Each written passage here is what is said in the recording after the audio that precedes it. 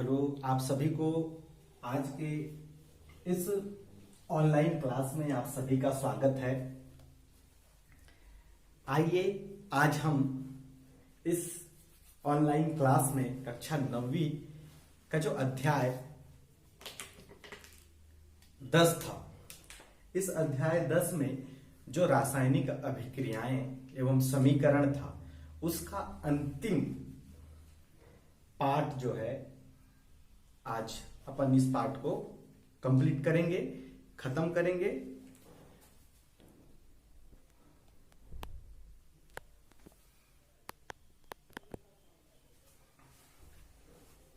तो लीजिए, आज इस पार्ट का नाम है अध्याय 10। अध्याय 10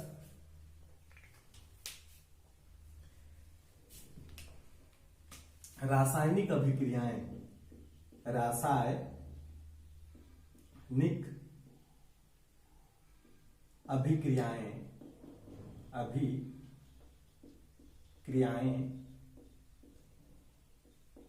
तथा समीकरण।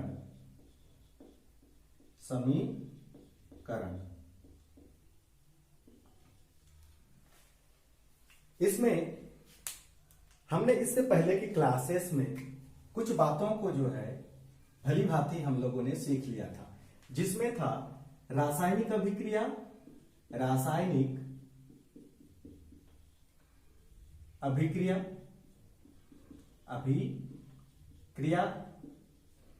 फिर जब रासायनिक अभिक्रिया को किन्हीं संकेतों के माध्यम से दर्शाते हैं तो वह रासायनिक समीकरण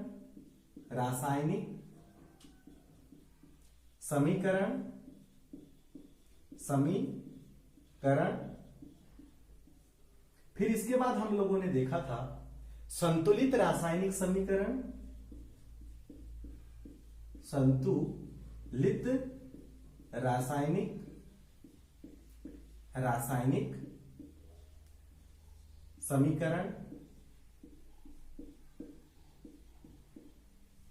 फिर हमने देखा था कि किसी रासायनिक समीकरण को किस तरीके से लिखा जाता है। फिर आज हम चर्चा करेंगे किसी रासायनिक समीकरण को और अधिक सूचनात्मक कैसे बनाया जा सकता है। किसी रासायनिक अभिक्रिया को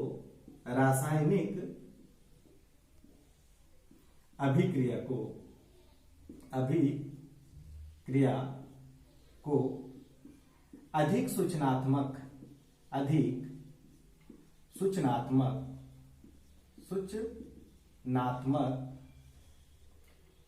बनाना।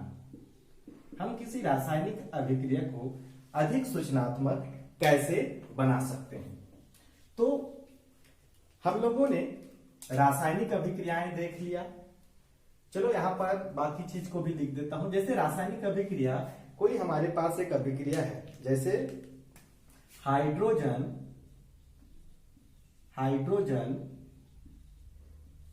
ऑक्सीजन के साथ मिलता है, ऑक्सीजन के साथ मिलकर क्रिया करता है तथा उत्पाद के रूप में पानी का निर्माण करता है।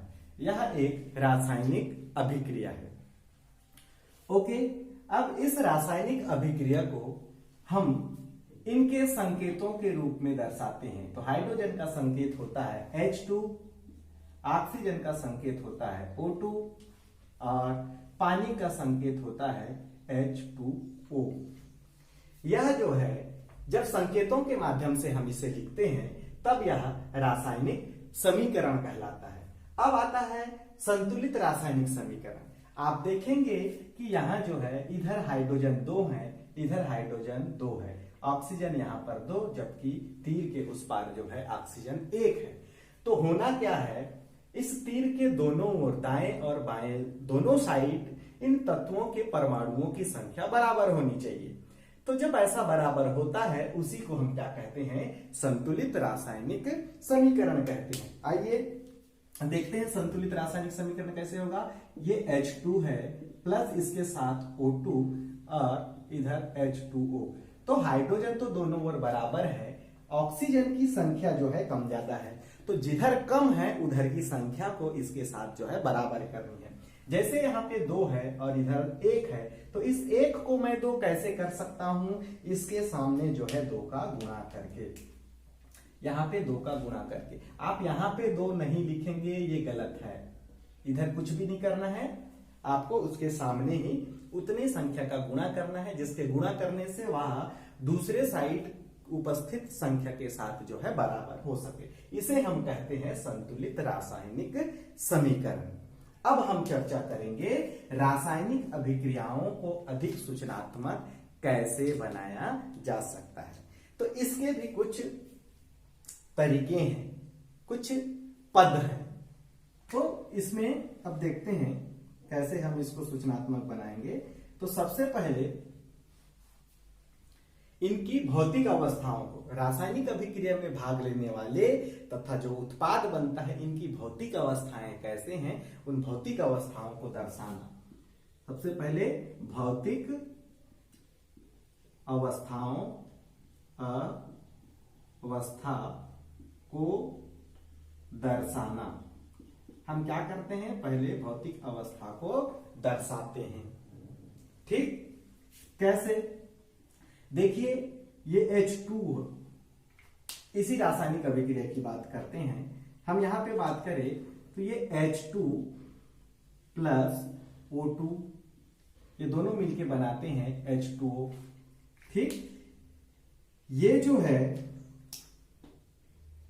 हाइड्रोजन, इसकी अवस्था गैस है, तो इसकी अवस्था गैस को दर्शाने के लिए इसके आगे कोष्टक में गैस का पहला अक्षर लिख देते हैं G। ऑक्सीजन भी एक गैस है, तो इसके सामने भी इसकी अवस्था को दर्शाने के लिए हम लिख देते हैं गैस का G। ओके, और ये पानी, पानी जो है लिक्विड है, लिक्विड अर्थात यहां द्रव के रूप में है, तो इस L को यहां पे जो है द्रव का, लिक्विड का L लिख देते हैं। तो इस तरीके से इसमें हम भौतिक अवस्था को दर्शा सकते हैं। यह भौतिक अवस्था किसी रासायनिक समीकरण में दिख जाएगा। ओके, अगला है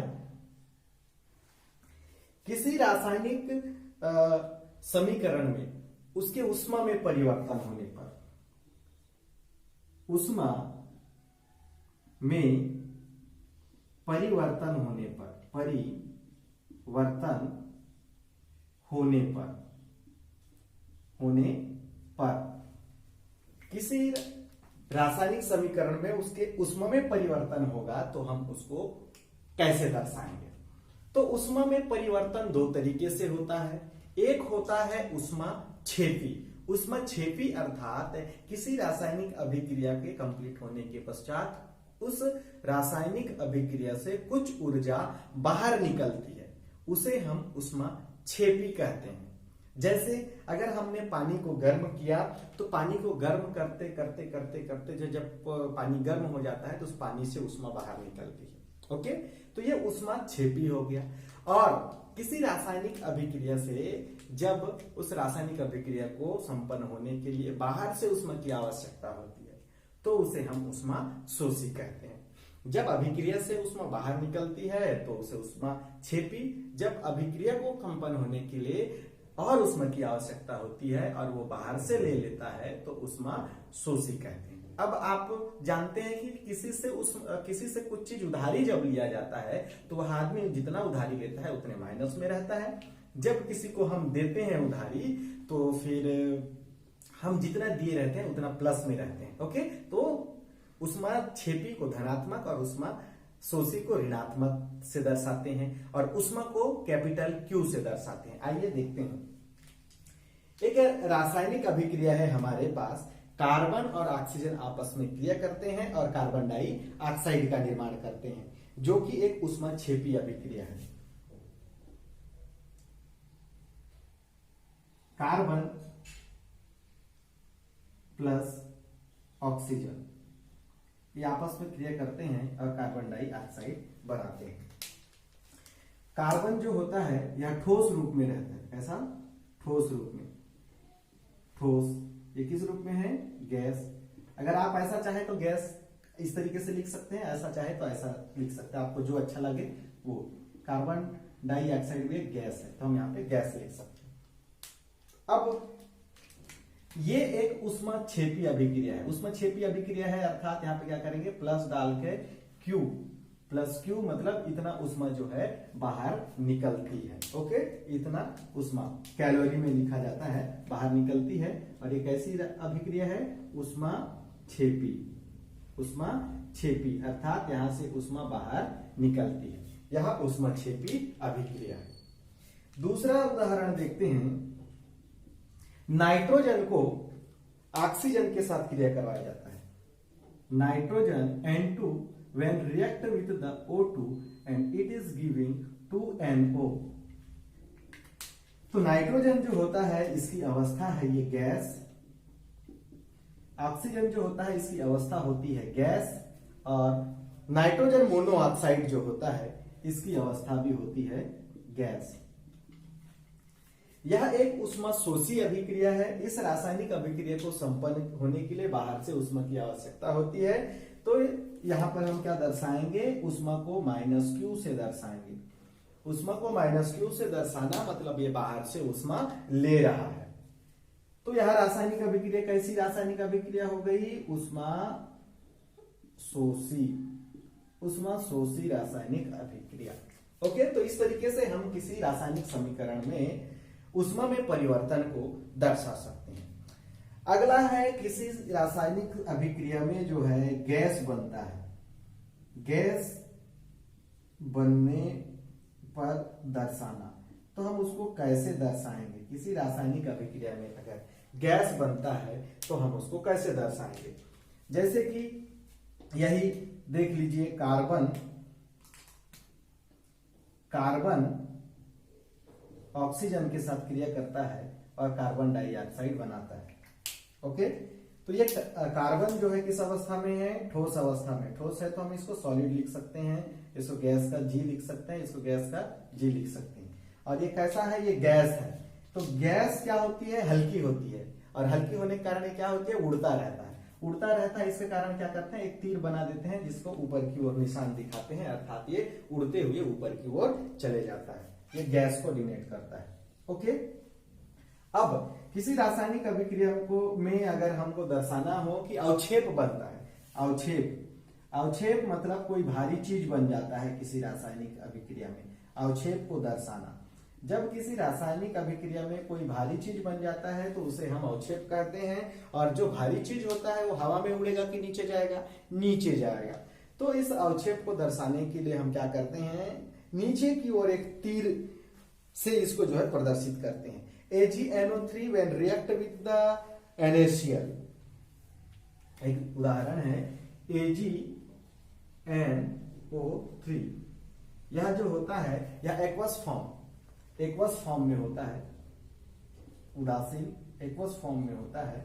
react with NaCl sodium chloride जो है यह भी एक लवण है, तो एक्वस फॉर्म में लवण रूप में ये क्रिया करता है और ये बनाता है AgCl। यह जो है एक अवक्षेप है और बनाता है NaNO3। यह भी एक्वस फॉर्म में। तो ये AgCl जो है यह एक अवक्षेप है। कैसा है, अवक्षेप है, और यह वजनदार होता है। तो ये हवा की तरह ऊपर ना जाके नीचे तली पर बैठ जाएगा। तो इसे हम नीचे की ओर एक तीर से जो है प्रदर्शित करेंगे। ओके, इस तरीके से हम दिखा सकते हैं। अगला है विभिन्न परिस्थितियों को दर्शाना। किसी रासायनिक अभिक्रिया में विभिन्न परिस्थितियों को हम कैसे दर्शा सकते हैं। विभिन्न परिस्थितियों को दर्शाना, वातावरणीय परिस्थितियां जो है, स्थितियों को दर्शाना, विभिन्न वातावरणिक परिस्थितियों को दर्शाना। हम किस तरीके से वातावरण को दर्शाएंगे। तो मान लीजिए एक रासायनिक अभिक्रिया है, जैसे प्रकाश संश्लेषण। प्रकाश संश्लेषण में क्या होता है, 6CO2 गैसीय अवस्था में रहता है, ये 6H2O के साथ क्रिया करता है जो लिक्विड अवस्था में रहता है। ओके, ये आपस में क्रिया करके C6H12O6 का निर्माण करता है और ऑक्सीजन गैस जो है बाहर निकलता है। ठीक, यह जो है क्रिस्टल फॉर्म में एक्वस इस तरीके से यह जो है बाहर निकलता है। तो यहां पे होता क्या है, ये प्रकाश संश्लेषण की अभिक्रिया का समीकरण है। प्रकाश संश्लेषण किसकी उपस्थिति में होता है? एक तो चाहिए सूर्य प्रकाश, प्रकाश चाहिए, सूर्य प्रकाश चाहिए। सूर्य प्रकाश की उपस्थिति में पौधे आवश्यक खनिज लवणों, कार्बन डाइऑक्साइड तथा पानी को लेकर क्लोरोफिल की उपस्थिति में, किसकी उपस्थिति में? क्लोरोफिल। तो क्लोरोफिल भी एक वर्णक है जो सूर्य प्रकाश के लिए अति आवश्यक है। इनकी उपस्थिति में रासायनिक क्रिया को जो है संपन्न करते हैं। तो ये हो गए उनकी परिस्थितियों को जो है हम इस तीर के ऊपर नीचे दर्शा सकते हैं। गर्म करना हो तो गर्म का निशान, ठंडा करना हो तो ठंडा का निशान, इतना टेम्परेचर हो तो टेम्परेचर दिखाएंगे, दाब हो तो दाब दिखाएंगे, और किसकी उपस्थिति होगा उसको दिखाएंगे। उत्प्रेरक भी कोई होगा तो वो भी अपन यहाँ पे लिख सकते हैं। तो हम इस तरीके से किसी रासायनिक अभिक्रियाओं के समीकरण को और भी अधिक जो है सूचनात्मक बना सकते हैं। आशा करता हूं कि आप लोगों को यह आसानी से समझ में आ गया होगा। आप अपने टेक्स्ट बुक पर जो है इसको ढूंढ लीजिए और वहां पर जाकर इसे लगातार पढ़िए और अपना रसायनों के अध्ययन में जो अभिक्रियाएं हैं इनके ज्ञान को बढ़ाइए। तब तक के लिए जय हिंद, जय भारत। फिर मिलेंगे अगले क्लास में, तब तक के लिए नमस्कार।